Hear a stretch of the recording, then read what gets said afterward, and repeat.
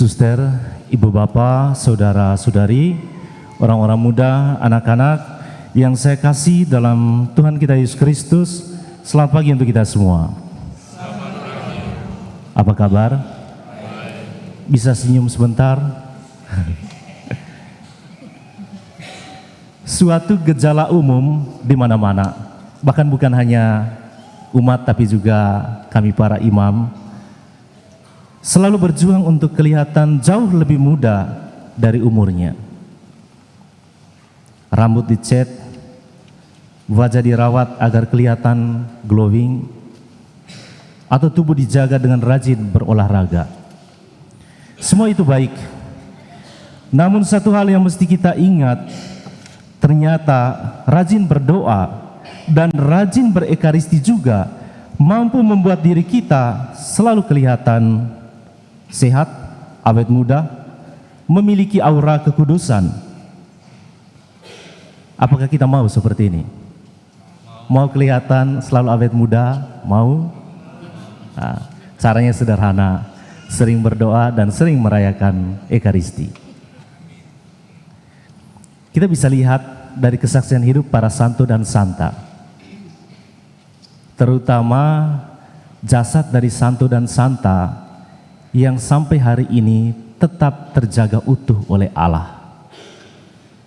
Manusia atau dunia hanya bisa menjaga tubuh ketika tubuh itu masih hidup. Tetapi Allah tidak hanya sampai di situ. Dia membuat orang kudusnya tidak hanya bersinar saat masih hidup, tetapi ketika wafat pun masih dijaga tubuhnya. Bahkan beberapa tubuh dari orang kudus masih terpelihara sampai hari ini. Sekali lagi, bukan hanya dunia yang mampu membuat manusia kelihatan muda atau glowing tadi, tetapi Allah dan surga juga ada dan bisa. Kita mendengar bacaan pertama bagaimana setelah Naaman Panglima Raja Aram membenamkan diri 7 kali ke dalam sungai Yordan atas arahan Nabi Elisa, apa yang terjadi dengan kulitnya? Apa yang terjadi dengan tubuhnya? Kulitnya menjadi seperti anak-anak. Saya sangat yakin semua dari kita pingin seperti itu. Kulit anak-anak begitu mulus dan lain sebagainya. Satu hal yang mau saya katakan di sini, Allah memiliki semua jawaban atas pertanyaan manusia, atau Allah memiliki jalan keluar ketika nalar manusia tidak mampu lagi menemukan jalan keluar atas setiap persoalannya. Kita masih ingat kisah di mana Yesus memberikan makan kepada 5.000 orang. Andreas dan kawan-kawan mengatakan, yang ada pada kami 5 roti dan 2 ekor ikan. Matematika manusia tidak mungkin membagikan 5 roti dan 2 ekor ikan kepada 5.000 orang. Itu akal manusia. Manusia memiliki matematikanya, memiliki perhitungan logikanya. 5 tambah 2 dibagi ke 5.000 tidak mungkin. Kalaupun itu dipaksakan, ini adalah pekerjaan dari orang gila, seolah-olah tidak ada pekerjaan membagi 5 roti dan 2 ekor ikan. Tetapi Allah ternyata memiliki matematikanya sendiri. Allah memiliki logikanya sendiri. Coba kita bayangkan 5 roti dibagi 2, 5 roti ditambah 2 ekor ikan dibagi 5.000. Semua orang bisa makan, bahkan sisa 12 bakul penuh. Ternyata logika kita berbeda dengan logika Allah, atau logika Allah punya jalannya sendiri untuk menemukan setiap jawaban atas setiap persoalan kita. Menyadari bahwa Yesus memiliki jawaban atas semua persoalan manusia, semua orang kusta memohon untuk ditahirkan. Dan apa yang terjadi dengan 10 orang kusta itu? Semuanya menjadi sembuh. Meskipun mereka memiliki latar belakang yang berbeda, kita dengar tadi. Ada orang Yahudi dan juga ada orang Samaria. Ada orang asli dan ada orang asing. Tetapi menariknya, semuanya dikabulkan. Namun cara mereka bersyukur itu berbeda. Ada 9 orang Yahudi bersyukur dengan selebrasi, dan 1 orang Samaria bersyukur dengan tersungkur. Ada 9 orang yang merasa penting untuk mendapat pengakuan dari manusia, termasuk pengakuan para imam. Dan ada satu orang Samaria yang bersyukur kepada Allah, bukan dengan selebrasi sekali lagi, tetapi dengan tersungkur. Memang Ekaristi adalah sebuah perayaan syukur, tetapi bukan terutama sebagai sebuah selebrasi semata, tetapi bersyukur dengan tersungkur, karena hanya dalam Ekaristi kita menemukan Allah yang rela tersungkur memikul salib untuk memberikan tubuh dan darahnya untuk Anda dan saya.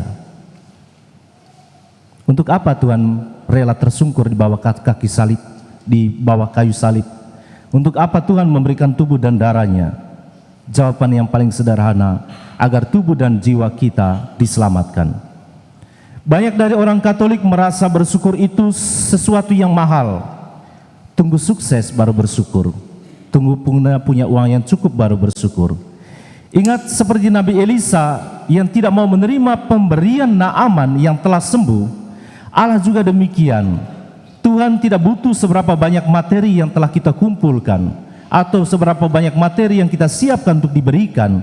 Tuhan butuh hati yang rendah, tubuh yang tersungkur. Tuhan membutuhkan seluruh dirimu dan diriku. Teruslah bersyukur dengan memberi hati yang rendah hati, seperti satu orang Samaria yang telah disembuhkan oleh Yesus. Pada titik ini kita melihat bahwa hanya orang yang rendah hati yang tahu bersyukur. Hanya orang yang rendah hati yang tahu memohon dan tahu mengucap syukur.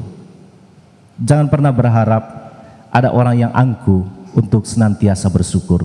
Hanya orang yang punya kerendahan hati yang senantiasa memberikan ruang dalam hatinya untuk bersyukur. Karena kerendahan hati itu dalam bahasa Latin humilitas. Kata dasar dari humilitas, humus. Humus itu apa? Tanah yang subur. Salah satu teladan kerendahan hati, teladan humilitas adalah Bunda Maria. Hatinya amat subur yang memungkinkan Sang Sabda bertumbuh dan menjadi manusia dalam rahimnya. Sedikit penegasan terakhir, Allah sungguh mengasihi Anda dan saya. Semuanya telah diberikan, bukan hanya memperhatikan kesehatan tubuh kita, tetapi keselamatan jiwa raga kita, keselamatan tubuh dan jiwa kita dengan rela memberikan nyawa di kayu salib. Tuhan hanya butuh satu hal dari Anda dan saya. Dia hanya butuh supaya kita bisa punya waktu untuk kembali kepadanya, untuk bersyukur dengan hati yang rendah hati. Syukur bukan hanya sebuah selebrasi, tetapi tersungkur untuk bersyukur, itu sudah cukup bagi Tuhan. Tuhan memberkati kita semua. Amin.